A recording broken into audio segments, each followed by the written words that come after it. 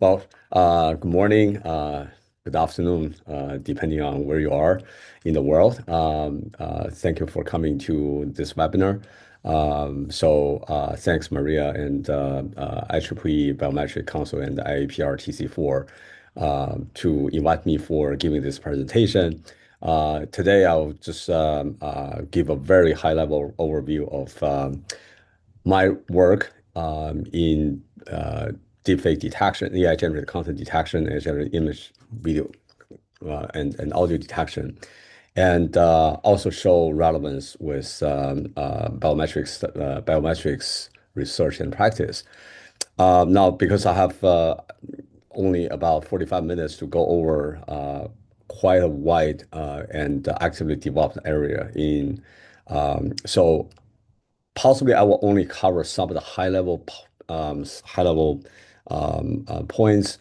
And if you have questions about any of the specific details or some of the subtleties, we can leave that for the Q&A section. Okay.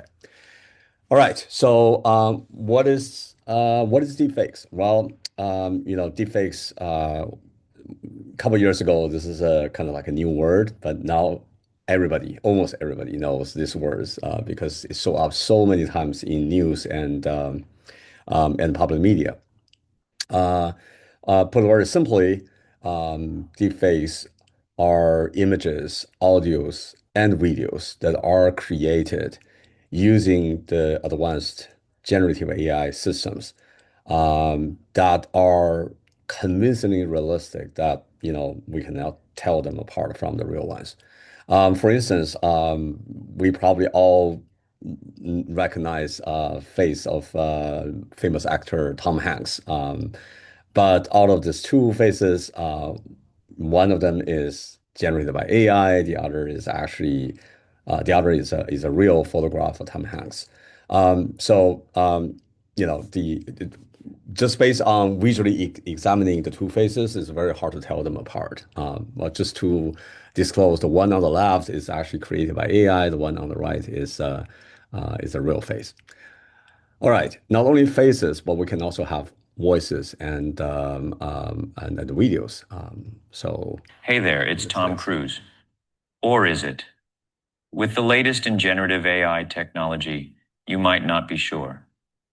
Generative AI can create incredibly realistic videos of people, making it harder than ever to distinguish between real and fake. Not everything you see or hear is real. AI can generate lifelike videos, voices, and images. It's easier than ever to be fooled. Yeah. As you can see, I mean, even videos can be created by generative AI systems. And I think particularly deepfakes focusing on impersonating individual is posing a great threat to the society. And it's also this topic that's overlapped significantly with biometric studies. Okay. So I'll say, a couple years ago, when I started studying this subject, the threat of deepfakes is still hypothetical because back then deepfakes are not perfect, quality was not very great, and most importantly, making good deepfakes is much harder. Somebody has to know AI, computer science, programming, training machine learning models and whatnot to be able to create something that is good quality AI generated images or videos. But that days we are reaching a point now that almost everybody can do so. And that's why the threat now is real. And we're probably living in this ongoing, evolving development. And in the news, we have seen many different type of, I would say, cybersecurity, cognitive security attacks using generative AI deepfakes as a vehicle. And the way to think about this is cybersecurity is trying to break into a cyber system. Well, using deepfakes or other type of AI generated content is trying to hack into our perceptual system and then gain control over larger scale of cyber system. So we have seen examples where deepfakes are used in fake AI, fake job applications, stealing other person's identity. There are financial workers who thought they were in a Zoom meeting with board members. Turns out that he was the only real person. All the others were created by AI. And he was ordered to transfer a big sum of money, and he did so, and the company ends up losing that money. And it's also deepfakes are used impersonation attacks, simulating the voice, the presence, the face of families, friends, and they're targeting older adults and also teenagers. And one of the recent news was about this actually was quite featured in the U.S., where a Californian woman actually lost her house. She sold her house following the suggestion of a celebrity she thought she was talking to. Ends up that's another imposter. So there was a recent study showing that deepfakes now accounts for about 40% of biometric fraud, identity-related fraud, and um, and also is this the compared to the previous year, some of the study by these organizations predict that we're going to see five times more, close to five times more deepfake attacks by the end of 2026, which is a couple months down the road.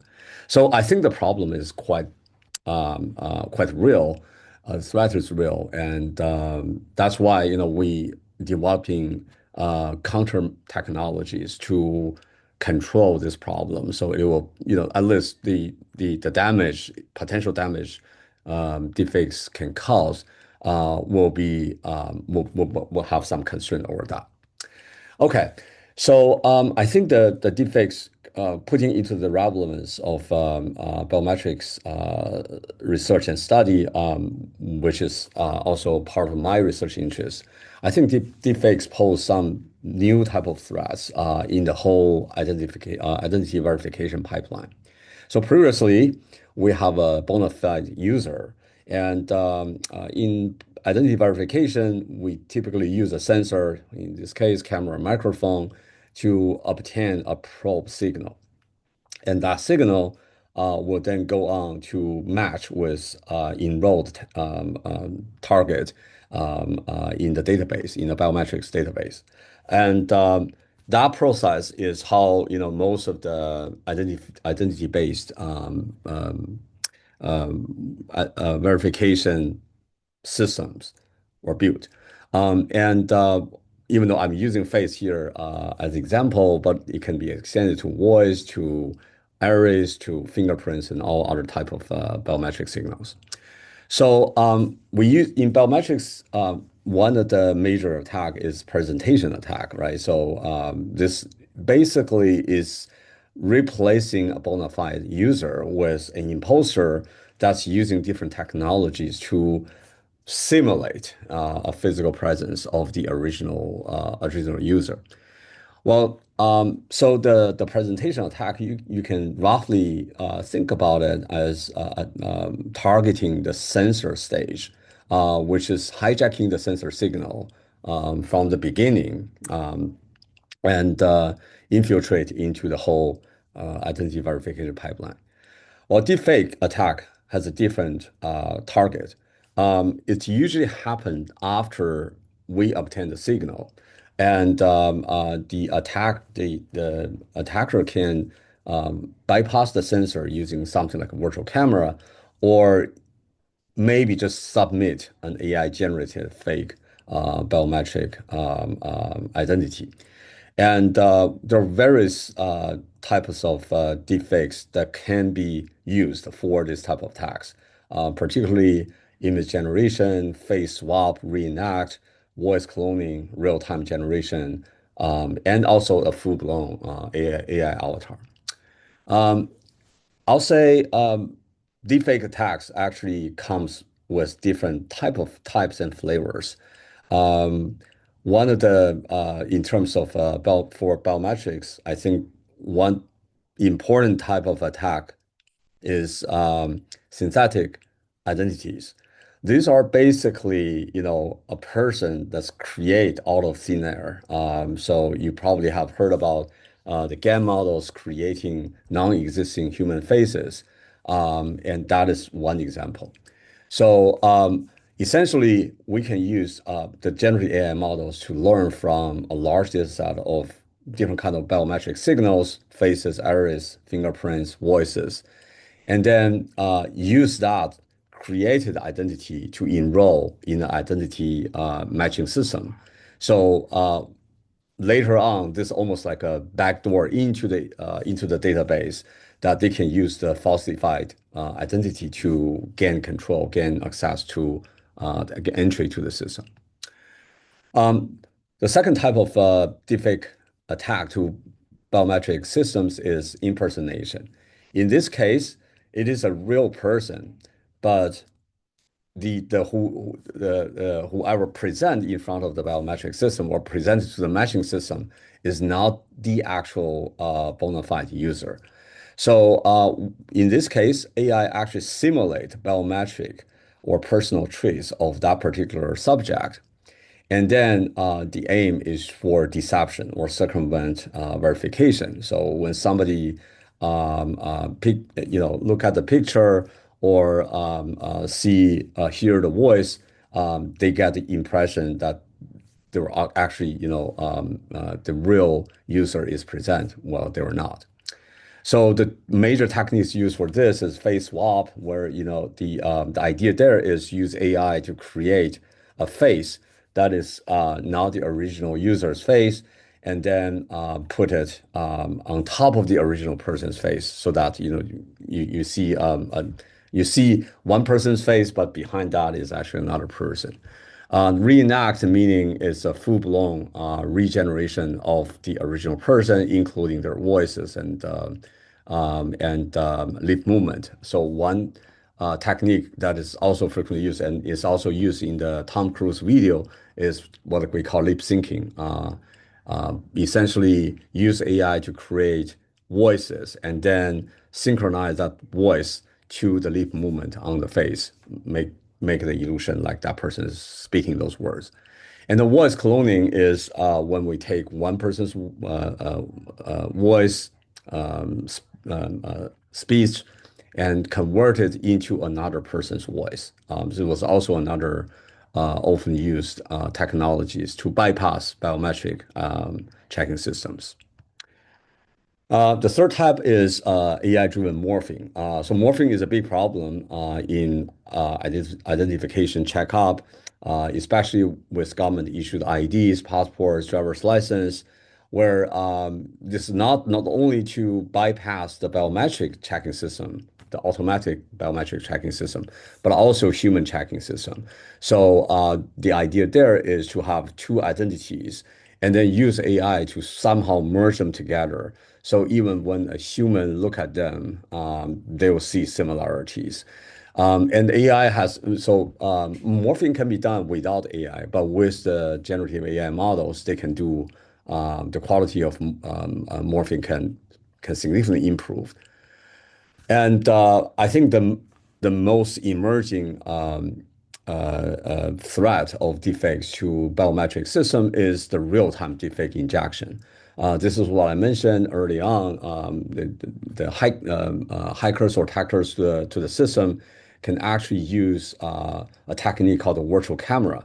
Essentially, once they gain through some cybersecurity attack approaches to the subject's computer, they can inject a piece of software called a virtual camera. Essentially, the virtual camera will hijack the video stream from camera. So during a live call like this, like a webinar or online interview, they actually replace the image or video frames captured by the subject's camera with the intended AI generation and do that in real time, convert voice and faces as if the presence is, with another person.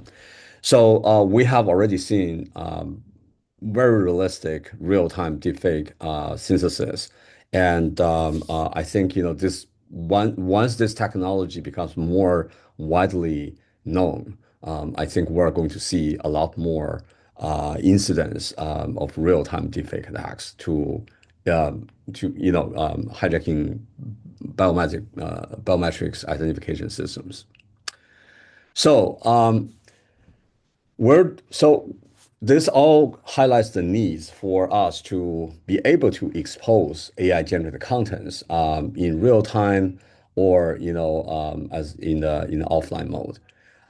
So this is the topic of subject of multimedia forensics, and I think this is one of the most actively developed branch in signal processing and biometrics too. So the idea here is to develop softwares or correspondingly AI models that can be used to differentiate or make a decision whether an input image, audio, or video may come from a generative AI models. So this is what people usually call this deepfake forensics as a sub-branch of multimedia forensics. Now, the kind of detection models or detection methods are usually based on some, I'll say, evidence or traces for AI generation. So there are many sources of such evidence that we can exploit, um, including generation artifacts. Many of the generative models creating images, audios, and videos with particular structures and procedures. And those structures are drastically different from, say, camera in real world or microphone capturing voice. So being able to differentiate and identify and differentiate those statistical differences is one way to expose deepfakes. There are also spatial, temporal spatial inconsistencies. This is more like a semantic differences. I'll show some examples in the following slides to demonstrate that. But roughly speaking, lighting environment, lighting in the environment, background in the environment also provide cues to tell AI generated contents from real ones. And there are physical and physiological signals that are inconsistent with the physical world or facts we know about human bodies. I think there are also other device based traces can be used. So if we do not have direct evidence of AI generation, then how about looking for traces that come from a real capturing device in the real world. So this comes more into the traditional multimedia forensics side, where we can use device fingerprints, device sensor noise to identify camera or microphone captured signals. And then beyond that, we also have more active approaches, such as watermarking. You put some signal in the generated signal during the generation process. So later on, we can extract those signal back and verify that this is actually created from an AI model. So that's called watermark. Or another type of technology is what we call fingerprinting. Essentially, we hash every signal, every piece of media created using either coming from an AI model or a physical device capturing signals in the physical world.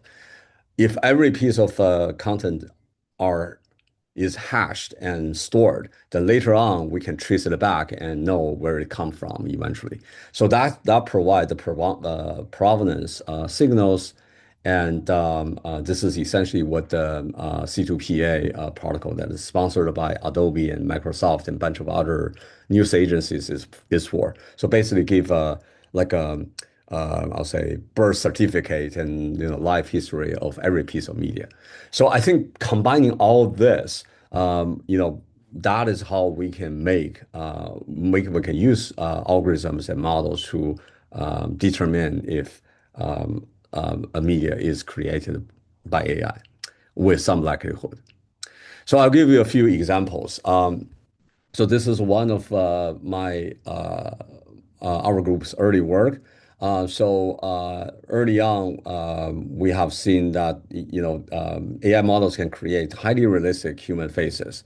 In this particular case, the face is generated by Stelgan 3 model, which is still today, even though it was developed about I would say 8 years ago, it is still one of the best face synthesis models in the field.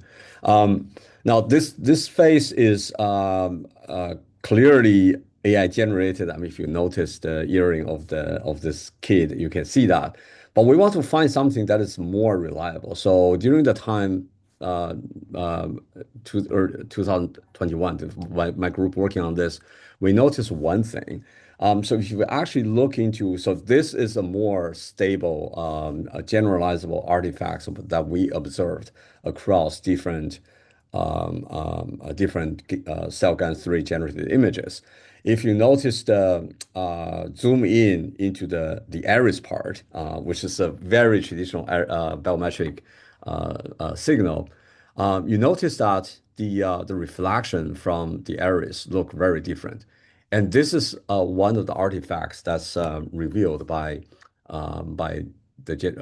revealed for the generative AI AI generation nature. The reason for this is, of course, human eyes are perfectly sphere and very reflective. Whenever there's a light source in the environment, the iris will have that reflection pattern when captured in camera. Um, but if we assume that the lighting, the source of light is further away from the face of the person, then very likely the two eyes are seeing pretty close patterns. So when we actually compare the reflection pattern from the two eyes, they should be similar to each other. Well, in this case, this is the AI generated face does not have that feature. So the theory is AI models are simulating realistic human faces, but not perfectly. So there are aspects that it ignores during training, either because of lack of training data or lack of emphasis, right?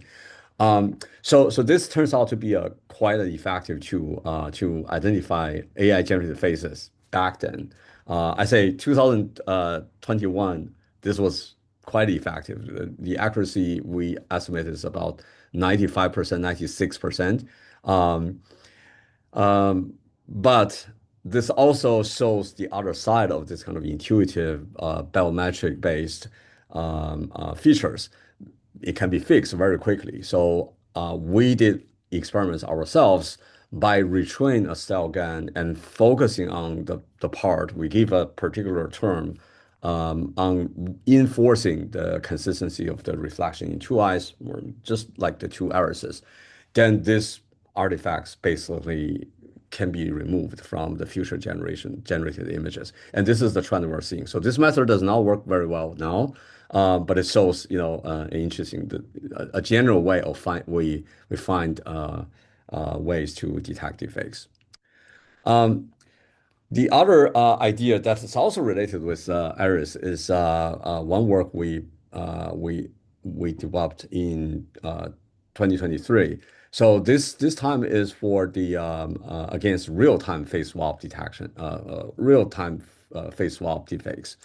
So the idea there is like in a Zoom call, like this, we want to make sure the person we're talking to is the real person, right? So, and now as we know, as I explained, there are real-time face swap softwares that can replace faces of the actual user with another one created by AI in real time.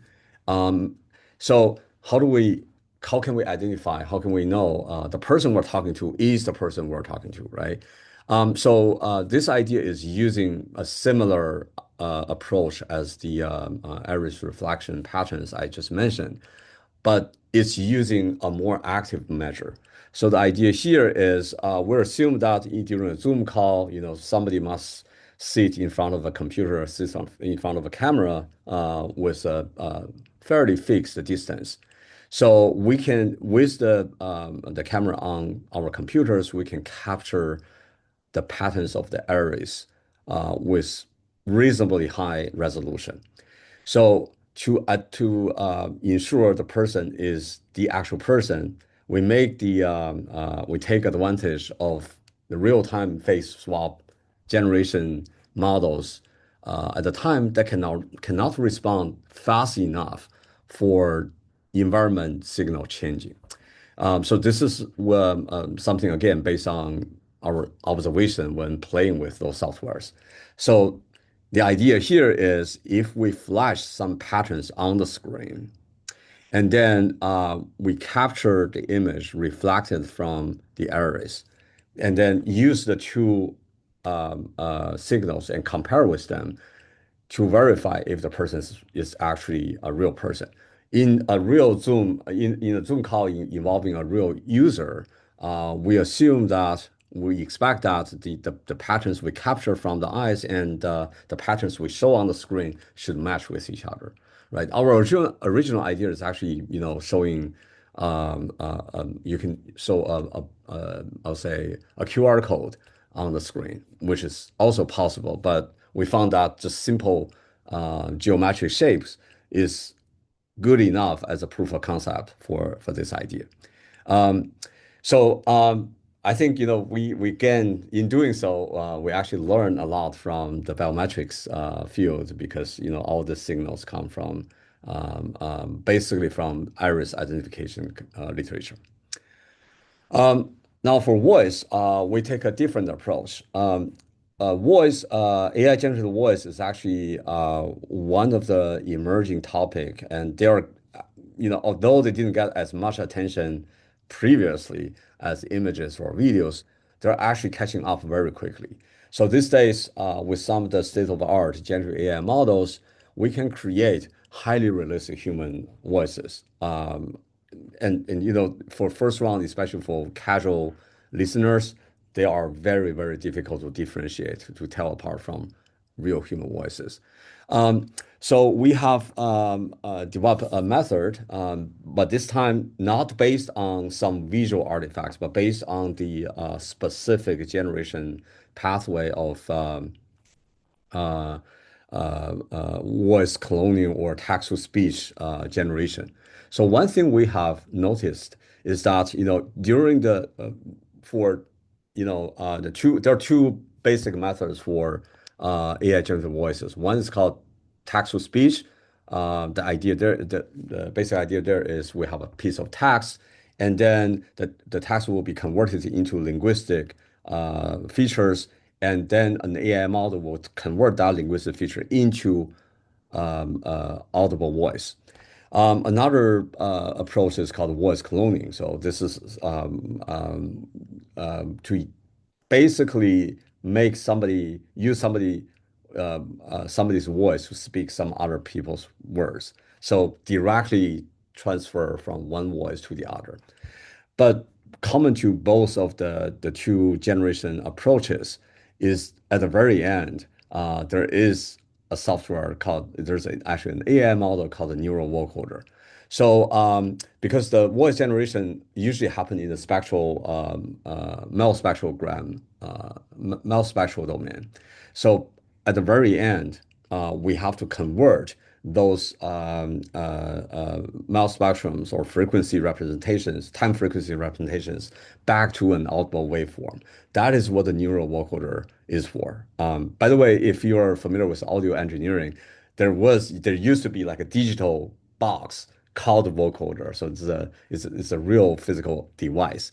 But these days, the vocoder is usually implemented as a neural network, as an AI model itself. So it's called a neural vocoder. So the idea here is if we're hearing a real person's voice without very strong motivation, without strong reason, that voice should not go through a neural vocoder to us.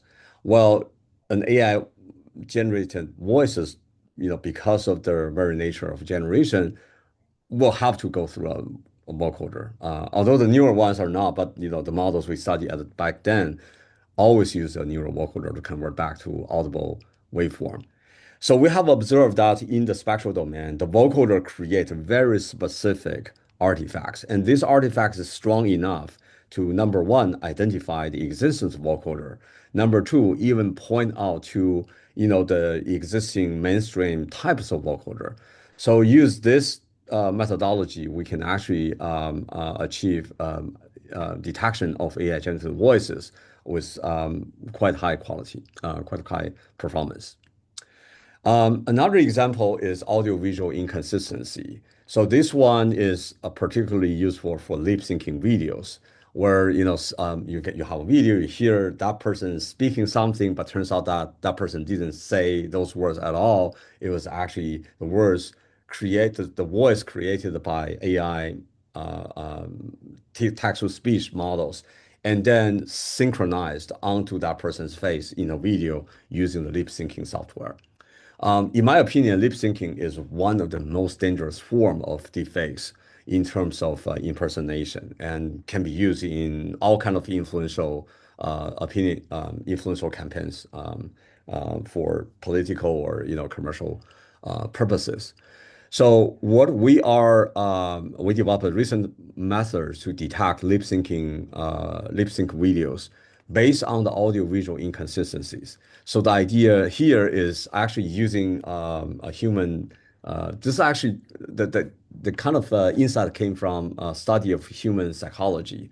So when we heard words, um, our visual system actually helped us to understand what words were spoken. So there's a famous effect in psychology called the McGirt phenomenon, where if you close your eyes, you heard one sound, and if you open eyes and watching the speaker, you heard a different kind of sounds. So that means the visual and the audio streams are highly dependent on each other.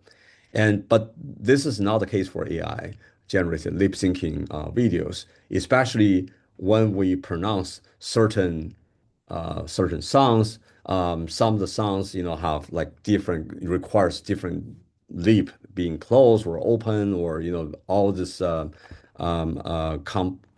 complicated interaction of all the vocal track. The AI miss that timing or miss that particular correspondence. These subtleties can be captured using a series of AI models capturing the spatial temporal misalignments between lips and words. Um, but I think the previous methods we developed are mostly based on some of the particular understandings of the generation process or the generated artifacts. I think the majority of detection methods these days are data-driven, and these are the works you encountered in machine learning computer vision conferences. The majority of them are in this category. So the idea here is using a more generic data-driven approach, and basically from a large data set of labeled data. So these are images, audios, and videos being labeled as real and AI, or AI generated. And then we train a neural network model, deep neural network model, that will both extract features internally and then eventually output classification likelihood, right? So the data-driven approach is conceptually simpler because you don't need to actually extensively study the generation process or the created artifacts. Um, just by making a large scale label data set, if the data set is big enough, your model potentially could do a very good job differentiating from real and AI generated media. Um, on the other hand, I think the downside of data-driven approach is it doesn't have this basic understanding of the underlying mechanism of detection. So I think although they are they're more, I'll say they achieve more, they achieve better performance on benchmark data sets. We will still need to have a deeper understanding of these methods. And my group developed deep data-driven methods too, but we're actually now focused more understanding what exactly are captured by these data-driven classifiers. But nevertheless, I think deepfake detection has become a very actively researched area, starting from paper in single digits in 2018, based on a quick search on archive, just looking for keywords, deepfake or AI generated content detection, in title, paper title, and abstracts. We are seeing close to 1,000 paper, predicted, by the end of this year, we're almost reaching 1,000 paper on archive on this topic. So there's I would say, tremendous development in this area. On the other hand, these research methods are still, far from a typical user. Like say a practitioner, a reporter, or investigator want to have a quick and I'll say algorithm analysis of an image, audio, video. By some algorithms, they're still very hard because all these papers possibly have their code on. If they share code at all, they will be on GitHub and as code that need to be downloaded and compiled and run on your computer, which is not easy for non-technical users. So that's why we developed a system called the Deepfakeometer. So Deepfakeometer is a free open source methods and basically provide a variety of detection map modules coming from the open source code repository with intuitive user interface for users. We started the development of this platform in February well, we launched the system in February 2024, so about 2.5 years now.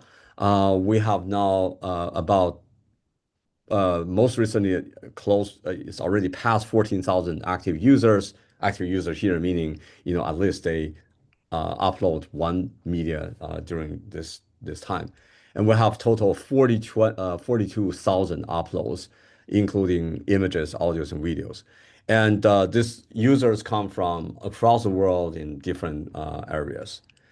And analysis of using this method has been used in actual news fact-checking and investigation efforts and featured in some of the news stories, especially used by developing countries like India and Pakistan and Bangladesh.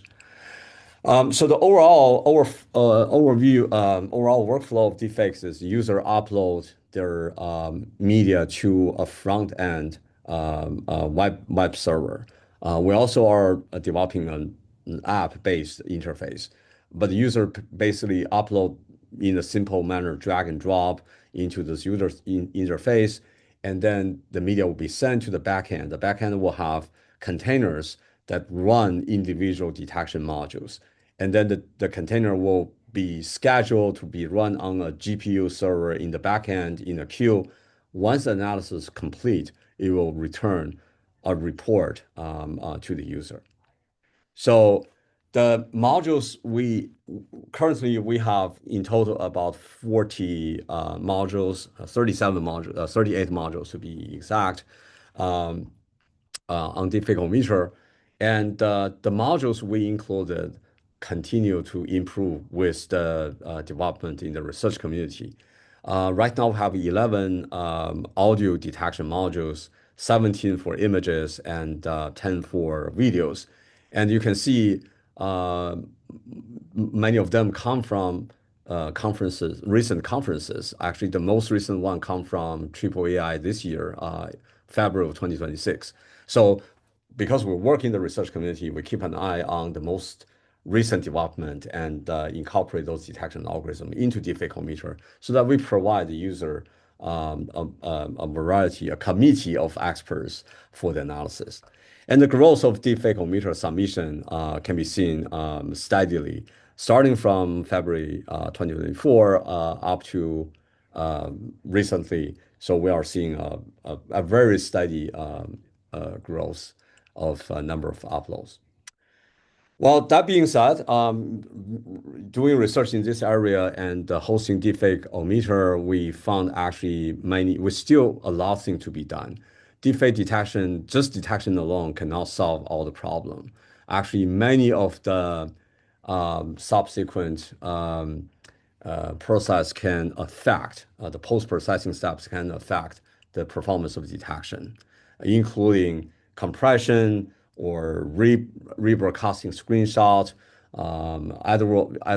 adversarial attacks, and whatnot. And also real-time deepfakes because the communication channel noises can pose even stronger challenge. So I would say deepfake detection as a problem, as a research topic alone, has not been has far from being solved. On the other hand, I think for the relevance of biometric study, deepfakes detection is complementary to the existing identity verification pipeline. So in biometric verification, I think the question we ask is this the person, we're actually dealing with? And in the presentation attack detection, we're asking if this is a real person there. Now, deepfakes adding another dimension, which is to say, is the image is the signal we're seeing is authentic instead of being AI generated or modified. So if I, as a like a higher level view, positioning the research area, I'll say deepfake detection just is complements the other areas of biometric study.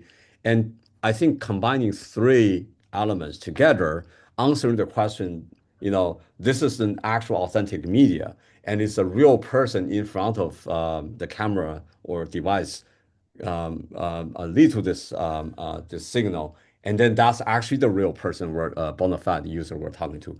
That will lead to a more risk resilient identification verification systems. I will also say that biometric systems, a lot of studies, as having shown examples, help to develop more important deepfake detection methods, more effective deepfake detection methods.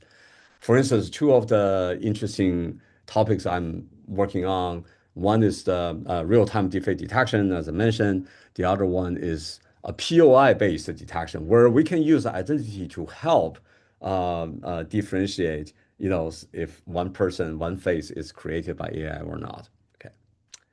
All right. So this pretty much is what I want to talk about. But as takeaways, I want to say, just like a quick summary, the identity matching is no longer enough because AI can create a very convincing biometric evidence of a real identity. So we need to work together, media forensics, biometrics research, identity verification. We need to put our effort together to produce more reliable and resilient biometric systems. And also, as in our own field, I would say deepfake detection is far from sufficient, and we need to incorporate many other type of signal together to make deepfake detection, deepfake detectors themselves be more reliable for uses in biometric systems. That's all my talk. Thank you very much for your attention. I'm open to questions now. Thank you. Thank you, Professor, for an insightful talk. I have a few questions from our audience. So let me start with a slightly provocative question we got from few attendees. The question is, how do we know that this webinar itself is real and that you are the person you claim to be? So if I may reformulate a bit, I'm asking myself if big companies such as the one developing Zoom or related services, are they implementing deepfake detection methods to make sure that malicious deepfakes are not spread freely? Do you have any information Sure. on Well, it? I'll answer the first one. Just that's easy. Quickly confirm it's me because I think the point here is biometric systems are never alone by itself, right? So we have other ways of verification. So Maria sent me email. I have UB logging into this. Those are the alternative information, like a multi-factor authentication, confirming I'm myself. I'm the person. On the other hand, I mean, the real-time deepfake detection systems still have glitches. They're not perfect yet. I'm just saying, the time that between now and they become more perfect um, is not very far. These days, some simple tricks still like, many of the systems have trouble when you have occlusion. So, if I put my hand in front of my face, sometimes, face behind the AI generated face will show up, or side views causing problems too. One thing we can also use, this is one of the ideas my colleague, Professor Hani Freud, taking down. Many of the face swap systems only replace the face part. But amazingly, this again come from biometric study. Human ears are unique to each individual. So, by looking at the year and compare, with a known identity with the year of a known person, you can actually identify if it's AI generated or not. I mean, there many of this are I'm saying this is like, um, there are cues, we can still catch them, but I will also give you a warning that don't rely too much on these cues because they can be fixed very quickly with the new generative AI models. So I think we need to do something that is more fundamental. Now, coming back to the second part of your question, this is actually a huge research topic these days. I've been talking with many companies doing KYC, identity verification. They have huge concerns about live real-time deepfakes that infiltrate into their systems. I think in that case, we need to develop something that's more reliable and possibly relying on something that is like the example I showed, more active through interaction to verify the person is real. Yeah. Thank you. So the next question is if biometric data, such as a face image or voice recording, is compromised, so it can be convincingly synthesized, how can an identity system recover? What mechanisms can replace the notion of simply changing the credential? That's a great question. So the question, my understanding is once somebody use AI infiltrate into the system, how do we actually mitigate that damage, right? Um, Exactly, recover the system so it correctly identifies the threat. well, I think, in the biometric identification, the verification system itself has been compromised because it just ignored the dimension that the signal input, signal it gets is AI generated. So if you only match those identity related features, they can have a perfect match. They match very highly. So I think the way to protect this is essentially filter any signal coming in before they come into the verification system. Filtering out those AI created signals. So that will provide additional layer of protection there. Yeah. Thank you. So the next question is by an attendee who thinks that visual cues in deepfake images are often easy to spot in comparison to cues in audio deepfakes.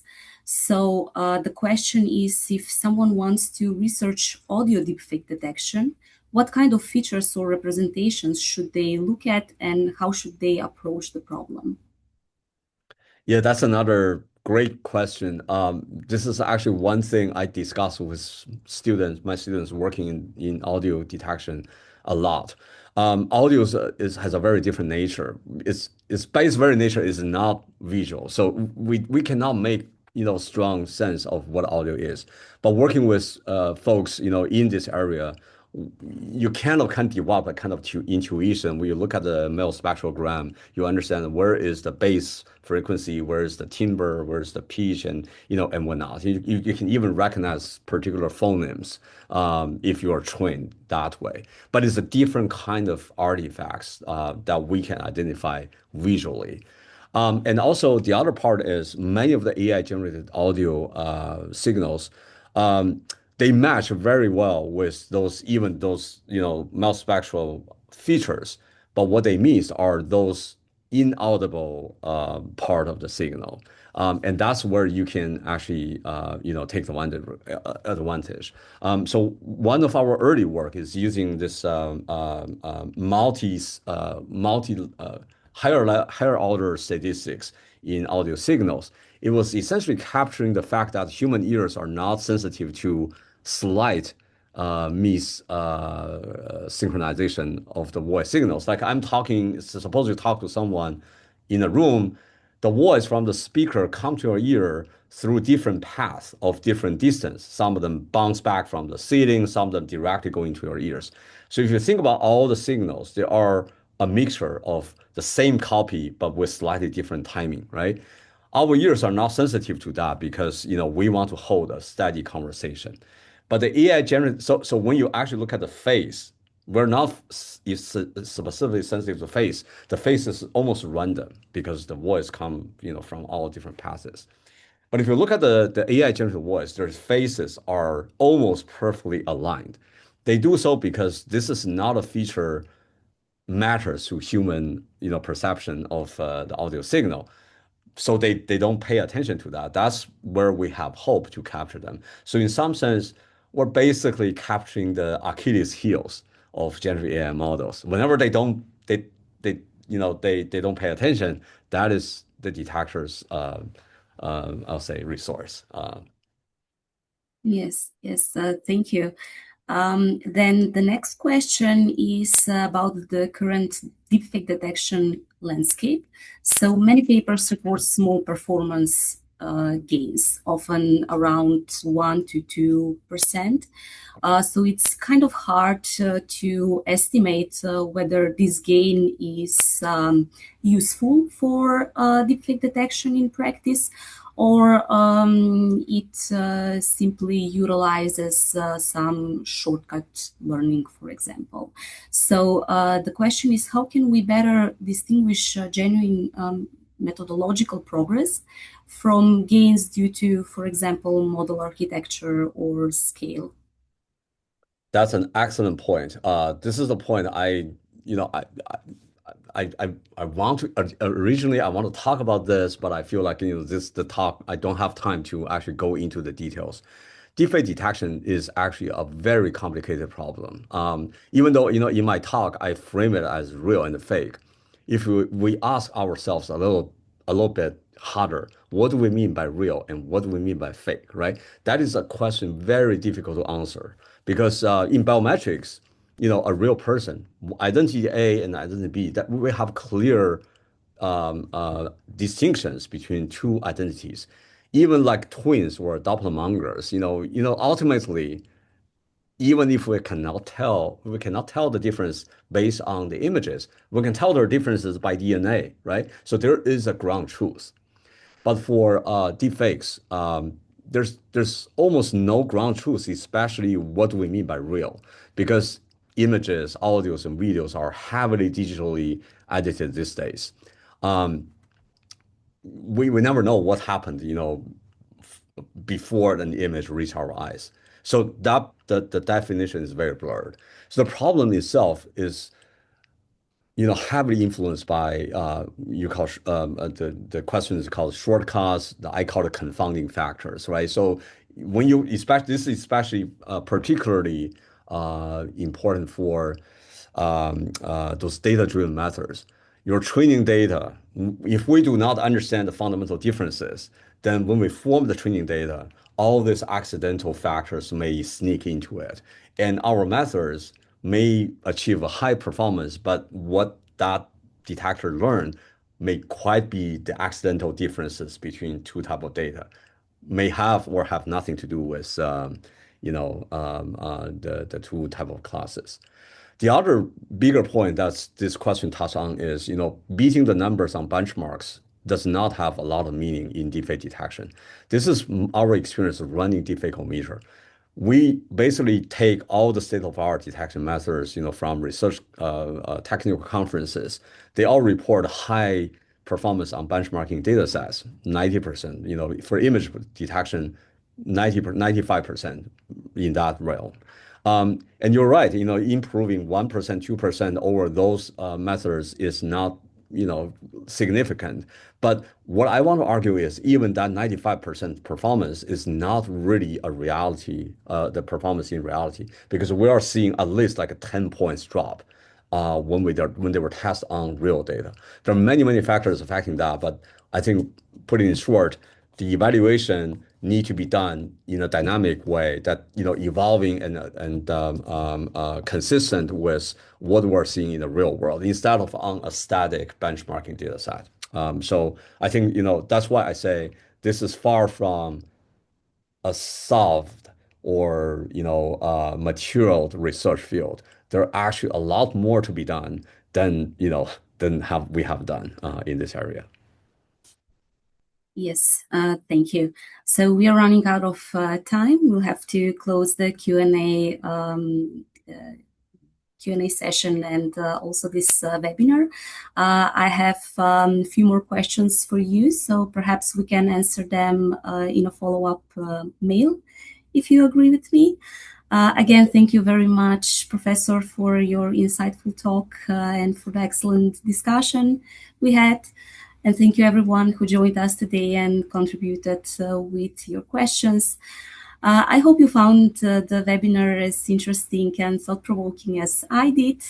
On behalf of both organizations, IAPR Technical Committee on Biometrics and IEEE Biometrics Society, thank you for being with us, and we hope to see you again at one of our future events. Thank you very much for having me. Thank you for your attention. Thanks, Maria, for organizing this. Yes.